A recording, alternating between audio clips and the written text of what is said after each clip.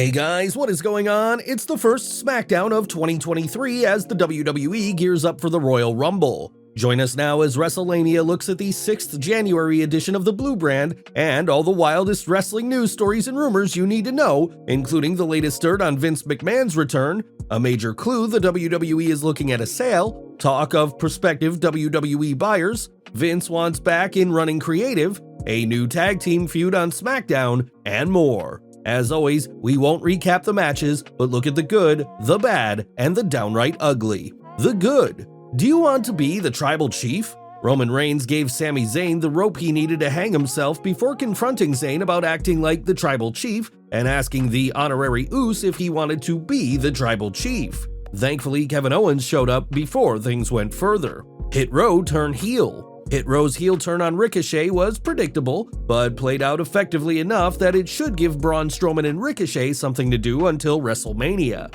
Count on Top Dollar interfering in Strowman's Intercontinental Championship match against Gunther, giving the General an out and furthering this feud. Although WWE didn't have to turn Hit Row into villains, the faction hasn't been doing anything of note since Triple H rehired them. Sami will take care of the Kevin Owens problem. Roman continues to play Sami like the proverbial fiddle, as seen tonight when he apologized to Zayn for losing his cool and then suggesting the real problem isn't Sami, but Kevin Owens. You can imagine the engines turning in Reigns' calculating mind when he told a clueless honorary Uso that he could help the tribal chief by taking care of the Kevin Owens problem. It'll be interesting to see how Roman's manipulation of Zayn turns out when Sami locks up with KO. Will this lead to the long-anticipated turn on Zayn, or something unexpected? A surprisingly good Charlotte promo. Tonight's promo by Charlotte was one of her best promos in a long time, as the Queen had a frank conversation with the WWE Universe, admitting some people cheer and some people boo her.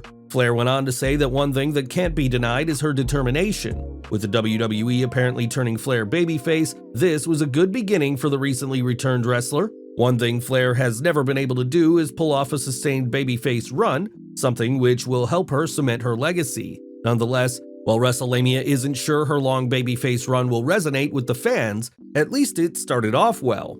A good match setup.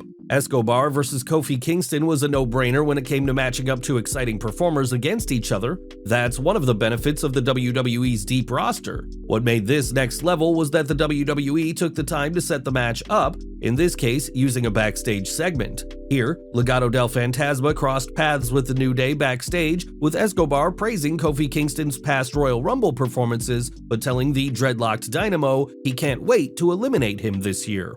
The bad. A disappointing main event. Tonight's main event was disappointing not only because it was predictable, the Usos retained, but because it didn't live up to what you'd expect from two supposed main eventers taking on the tag team champions. Sheamus has definitely lost much of the momentum he had gained over the summer and fall and is back to the mid-card. Watching Ridge Holland and Butch having their hands full against Solo Sikoa didn't do the Brutes any favor. As for Drew McIntyre, let's hope he doesn't get dragged down to the mid-card by association. Anything but a contender. Triple H has been doing a good job building up the idea that championship matches are decided by matches between top contenders rather than someone showing up and demanding a bout.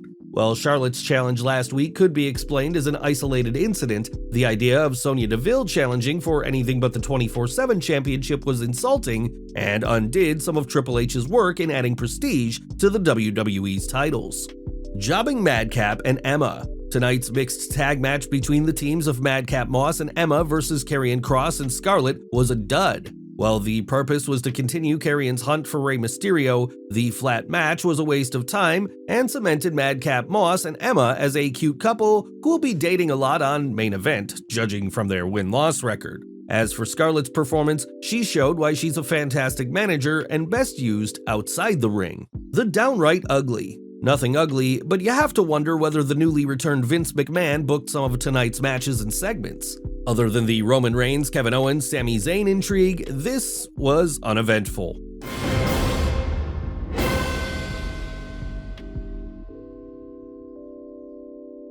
Did you miss me? Topping today's news, as you might expect, are several stories concerning Vince McMahon's riotous return to WWE. Does the WWE board have dirt on Vince? Wrestling fans have heard about Vince McMahon's hush money scandal, but apparently the WWE board has knowledge of other McMahon material best kept out of the public eye. Diamond Dave Meltzer commented on Wrestling Observer Radio that, if there had to be a rubber stamp vote to sell the company, it's not like they would reject him because all the stuff that happened in the last week, they're trying to present a unified company. They're also happy that Vince McMahon is back and how wonderful it is. Like again, on December 27th, that board voted unanimously that we don't want you back, and noted that one of the reasons is there is stuff that the people don't know about that hasn't come out. I don't know what that is, but they mentioned that is one of the reasons him coming back wasn't the best. As noted yesterday, Vince's return was not welcomed by the WWE Board of Directors. However, McMahon's majority voting power made this a non-issue, at least for now.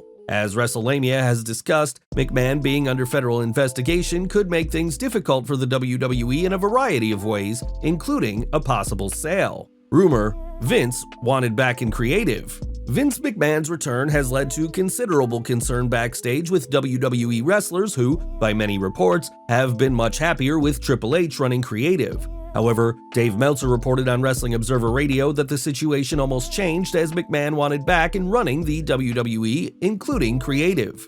I think everybody kind of is looking at this going like, that really what's going to happen, and being very skeptical of that in the long run because Vince wanted it back to run the thing. I mean, that's what he wanted, that's what he was looking for a week ago, so he didn't get that. Meltzer went on to say that Vince hasn't returned to Titan Tower, nor was he expected at Smackdown.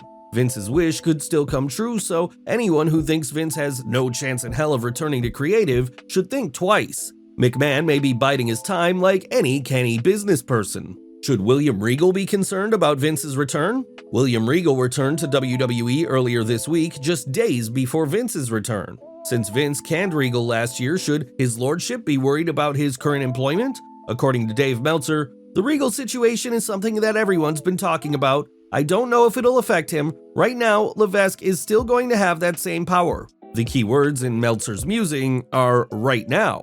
Was board member who resigned aggressive in investigating Vince? Vince's return, along with the return of former WWE co-presidents Michelle Wilson and George Barrios as board members, led to McMahon removing Joellen Lyons-Dillon, Jeffrey R. Speed, and Alan M. Wexler from the board. What is more interesting is the resignation of two board members. Fightful Select Sean Ross Sapp tweeted, Ignatz Lahoud and Matjeet Singh have retired from the board of WWE as of today. Matjeet Singh was the leading investigator on the Vince McMahon investigation internally. Interesting news as the McMahon intrigue continues. Rumor: WWE hires financial firm to explore sale. Is the WWE going up for sale? We've heard the rumors, and now CNBC's Alex Sherman is reporting that WWE has hired JP Morgan to help the company advise on a potential sale, according to people familiar with the matter. JP Morgan declined to comment. A WWE spokesman couldn't immediately be reached for comment. Sherman also discussed when the sale could happen. If a deal occurs, it would likely be in the next 3 to 6 months, said the people, who asked not to be named because the discussions are private. WWE plans to talk to potential buyers before it makes a decision on TV rights renewal agreements. There are several potential buyers, with Sherman noting that the WWE's content, intellectual property, and merchandise potential make it attractive on different levels. Sherman noted that Warner Bros. Discovery is a potential buyer, something with ramifications for All Elite Wrestling, which has a rights deal with the company. Is Saudi Arabia's government interested in buying WWE? As previously reported, Vince McMahon's return was supposedly tied to his wish to possibly sell the WWE. Prospective buyers include NBC, Fox, and Disney, but a new name has come up. Front Sports Office is reporting, Saudi Arabia's Public Investment Fund is emerging as a possible bidder for WWE if the promotion puts itself up for sale, sources told Front Office Sports. PIF controls about $620 billion in assets. Vince McMahon's sports entertainment company could be the next possible step in its global sports expansion. You may have heard of Saudi Arabia's LIV Golf,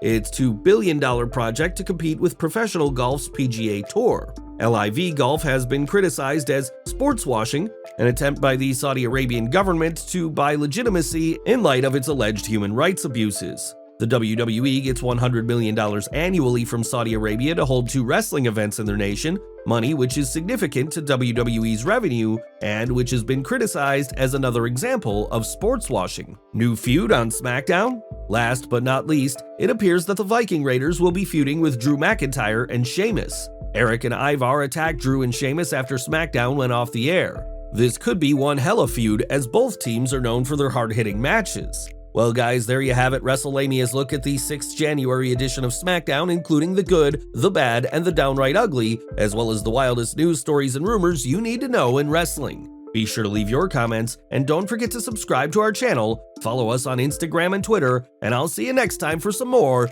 wrestling content.